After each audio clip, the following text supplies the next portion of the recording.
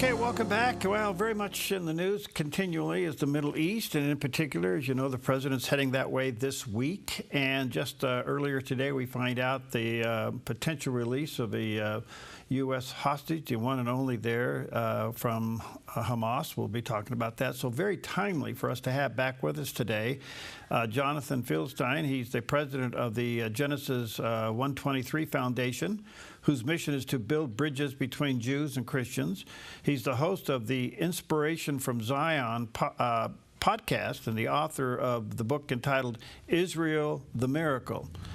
He's working with Christian leaders all over the world to realize true peace in Gaza, and details of which can be found at the solutionsforpeaceingaza.com, and that is the website, solutionsforpeaceingaza.com. There's a picture of the cover of the book, Israel, the Miracle.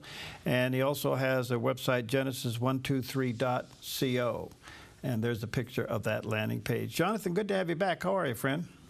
Hey, Perry. It's always great to be with you. Thank you. We are exactly 1 week away from my daughter's wedding. And I want to invite you and everyone, if you can't make it to Israel a week from today, we are streaming it on the Genesis 123 Foundation YouTube channel, and you will experience something miraculous and tremendous with the traditional Jewish wedding a week from today. Congratulations. Thank you. Congratulations. Oh, so much to talk about, so short a time. What do you think about the news of the American hostage? Yeah, so according to just before we went on, I caught the news, and it seems that he's been released from Hamas captivity. And at last moment, I saw he is in the hands of the Red Cross, being brought to Israeli control and being met by family and loved ones in a military base just on the Israeli side of the Gaza border. That's very exciting. One thing to clarify: he's the last known living American hostage, but if I'm not mistaken, there are still bodies of 4 other American hostages who are being held in captivity. So what's happening over there? I know the president's heading that way. Here comes the release of the living U.S. hostage. What's your sense? I'm really conflicted today, and I'm trying to follow the news and see what's really going on. Of course, first of all, we have a saying in Judaism: "He who saves one life saves a whole world."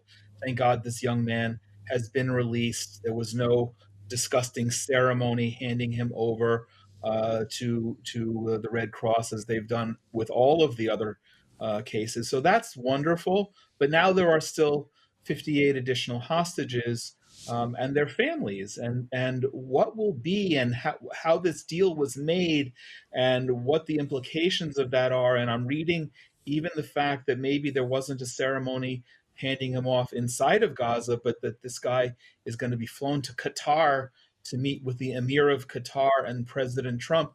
Qatar is an enemy state. I'm very troubled with all of the goodwill that they're receiving. They're as much, I would say, even they're more a part of the problem than they are part of the solution, and they need to be called out. And I'm of course concerned, but I have to be honest. I'm curious as to what the nature of President Trump's meetings will be in Saudi Arabia. It's not just with the Saudis and the royal family, but apparently a number of Arab leaders are flying in from other places as well, people who are terrorists. And it gives me a good Yeah. deal of pause to wonder what in fact is happening here and what are the implications for us.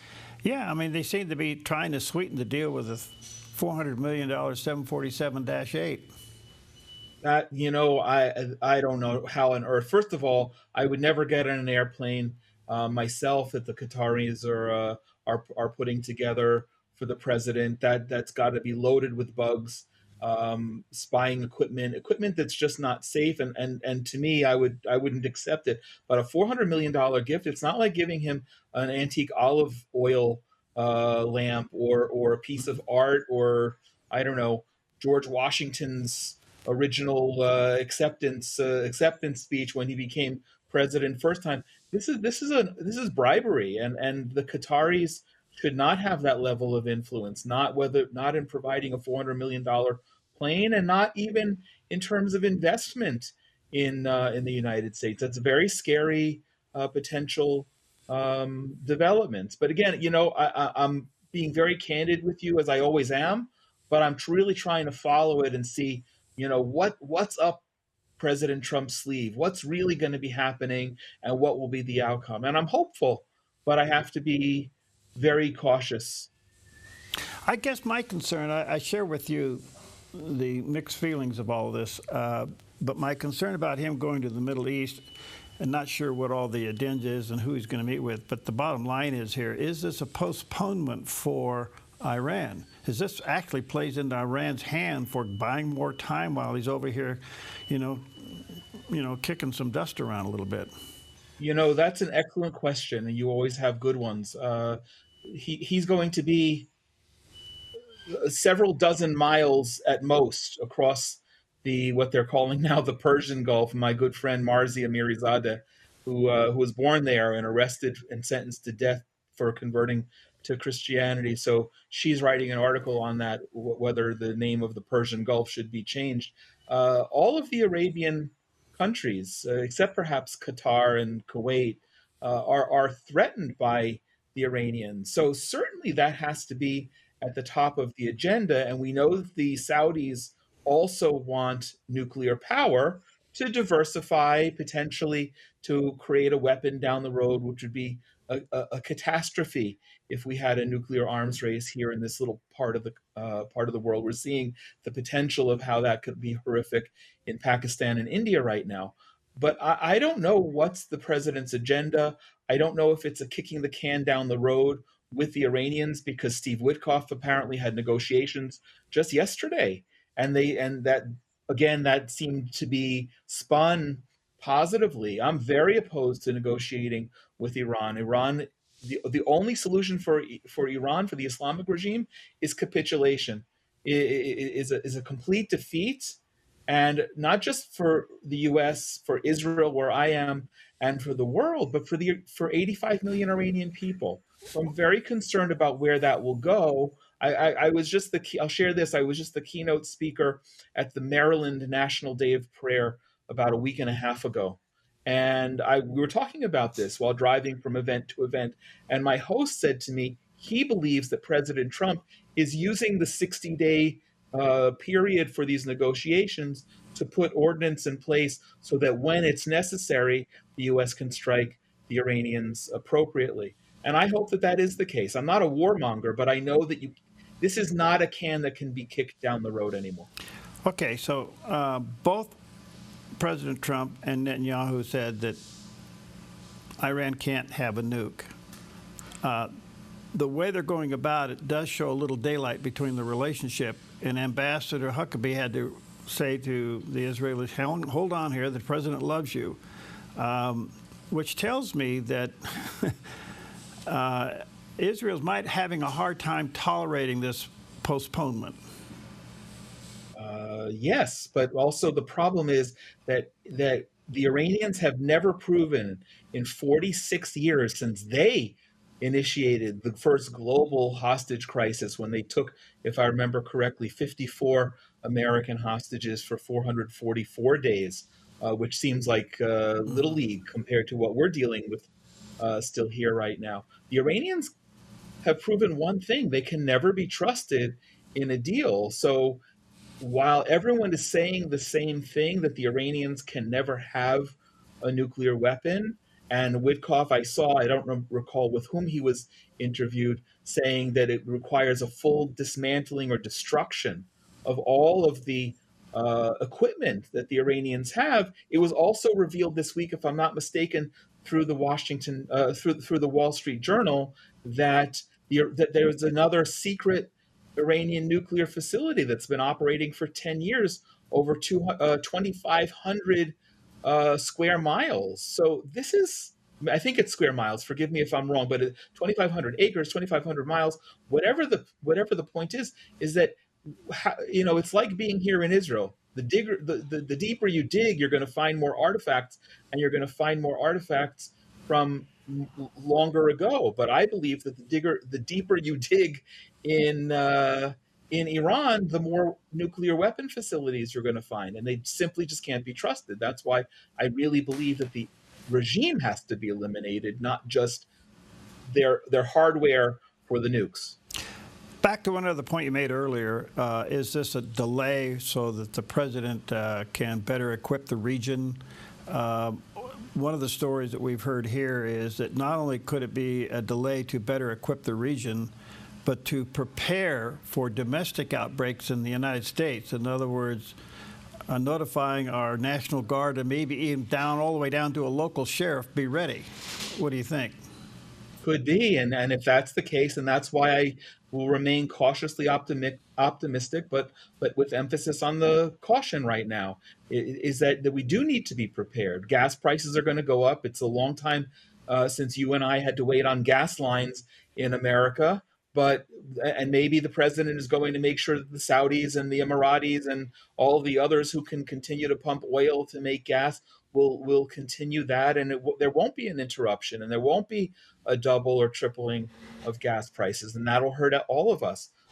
But I think and I hope that that's what we're seeing, is that we're seeing pieces being moved, but we don't know the strategy behind it. It's not a conventional chess game where Yeah. somebody really necessarily knows that if you move the rook on over here, what the consequences of that will be 7 moves down the road. Back to Gaza just for a moment. Israel has not retreated. If anything, they've advanced, and it's with no signs of retreat. In fact, the advancement continues. What's your take on that? Is Hamas feeling it? Yeah, Hamas is definitely feeling it. There's no question. Today, I heard planes over my house again, which we heard at the height of the war on a regular basis. That indicates to me that there was definitely military action taking place because we're such a narrow country that the planes have to circle around. And even though we live on the far eastern side, there's not a lot of waste in our belly there. Unfortunately, not like myself. And so there is that concern. And when 60,000 more reservists were called up, I was in America. The first thing that I did instinctively was, of course, to text my oldest son, who you remember is a reservist. Mm-hmm. He's a paratrooper, and he's scheduled to go into reserves this summer. But part of his unit has been called up early. His brother-in-law was called up in tanks, has been called up early, and look, Hamas is not going to just give up its control, its leadership, and certainly not the remaining 58 hostages without lots of pressure. And one of those items has to be military pressure. All right, let me take a quick break. Let me say to our viewers and listeners, check out Jonathan's a couple of websites, genesis123.co. There's a picture of that web page, 123, genesis123.co. Solutionsforpeaceingaza.com is the other website, and check out his webcast there, Inspirations from Zion podcast. We'll take a quick break. We'll be right back.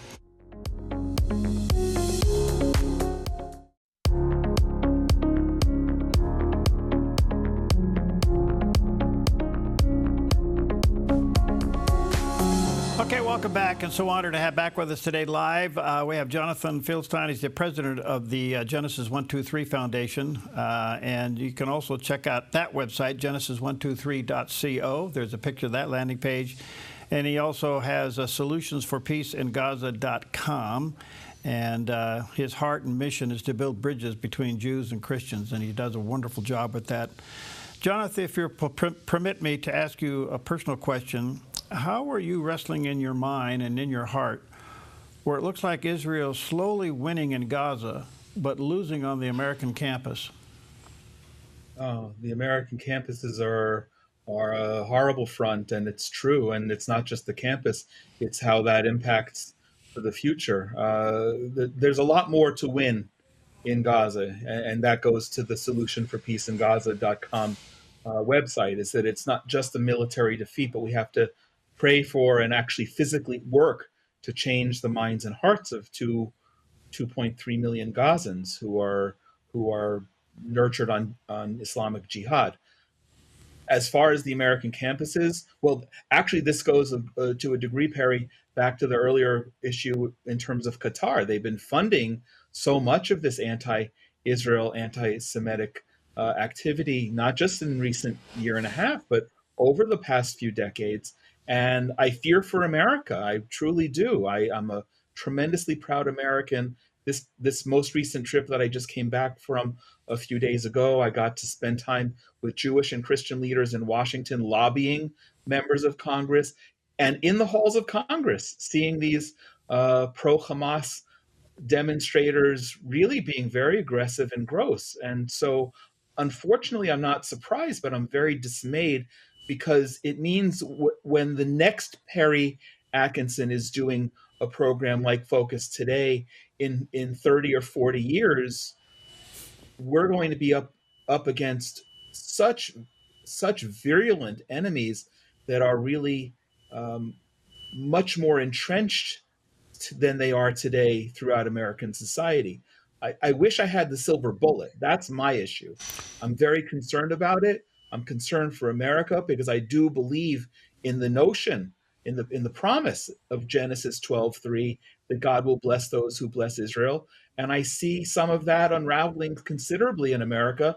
And I fear for the country in which I was born and the land that I love, not to borrow the lyrics of the song, but it's true. So as Israel presses to wipe out Hamas, and I can't help but think at the end of the day, they're going to meet that goal.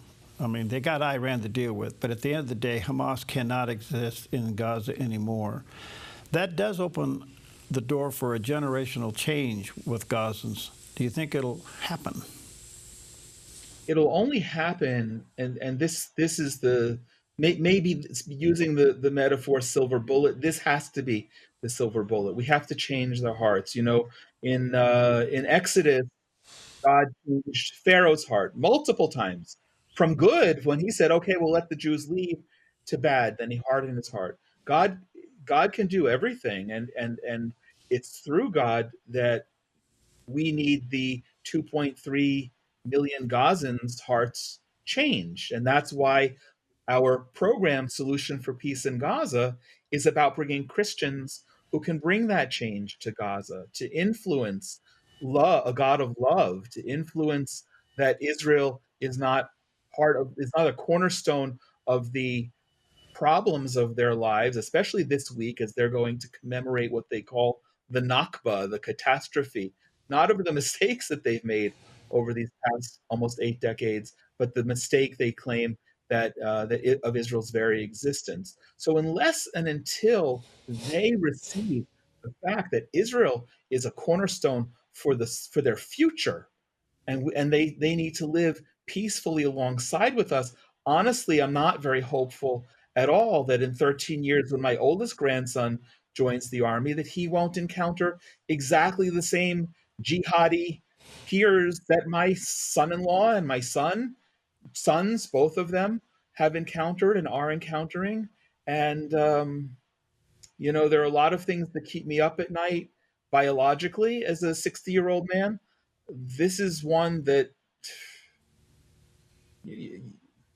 there's no solution, Perry, and Yeah. it's you kind of have to live with blinders on, hoping and praying. We know God has it, It's, and I don't know if I've shared this with you before. Over the course of the last 19 months, many people have asked me how my faith has been changed during the course of the war. And I realize my faith hasn't changed. If anything, my faith is stronger. But my realization of God's promises and everything that we read in the Bible about all of the wars that we have encountered, we win, but none of it's not without suffering. And we're in the midst of that now as well. And you're right, we will defeat Hamas, but not without tremendous suffering. And that suffering may continue, and it may continue to my grandson's generation. I hope not beyond that, but is, that's where we have to throw in our faith and pray that God will use us in the right way to actually right. bring peace and change hearts. So is there remnants of resistance among Gazans against not only Hamas, but the regime there. In other words, they really do want peace. They really do want to change. So that's a good question. There's certainly resistance against Hamas now that's been much more public, I would say, over the last 2 to 3 months. There's a video I just reposted on my Facebook yesterday of Hamas thugs with black masks so you can't see their face, beating and then shooting someone who was not armed, presumably protesting, but it's unclear what the situation was behind that. Gazans desperately want freedom from Hamas. And when we talk about freeing Gaza, we need to talk about freeing Gaza from Hamas. The question is, are they prepared to live in peace with Israel? And you know what? You and I are Western. We are exposed to Western logic. We're exposed to Western media. We're exposed to critical thinkers, even those who we don't agree with. In Gaza, they don't have that. So I wonder more than rhetorically how easy it is, in fact, for generations, we're going back nearly 100 years, generations of people raised on the venom of hate for Israel, hate for the Jewish people, that Allah is everything, that this God of vengeance is who they worship, and every act of death is a death cult. How can they physically pivot and say, wait a minute, if Hamas is evil and Hamas is bad for us, maybe Israel is good. Maybe Israel is the solution. Isn't But that I don't know if and how they will necessarily make that connection. And that then again, that's why I pray that we will have the ability to bring 100,000 Christians to Gaza to influence that. that's where your root and branches come out, right?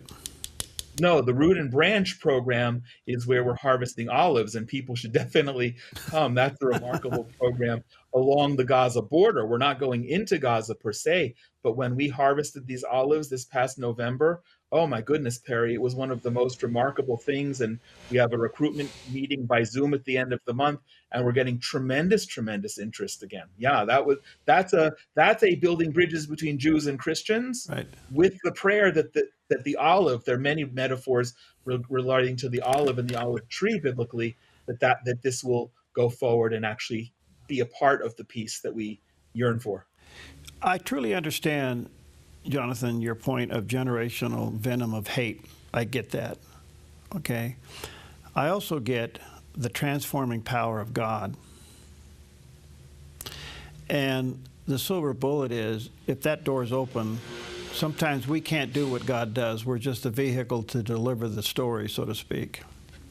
Correct. And that's so wonderful. God doesn't need us. He can do everything he wants with or without us, but he's giving us that opportunity to partner with him, to be part of his heart for Israel, for the Jewish people. But see, that's what's funny, is that you alluded to the campus protests and protests that are taking place this week in Basel, Switzerland during the Eurovision. What are the protests against? That they're allowing an Israeli woman to sing a song, a woman who survived the Nova Music Festival. These protests are godless. They're evil.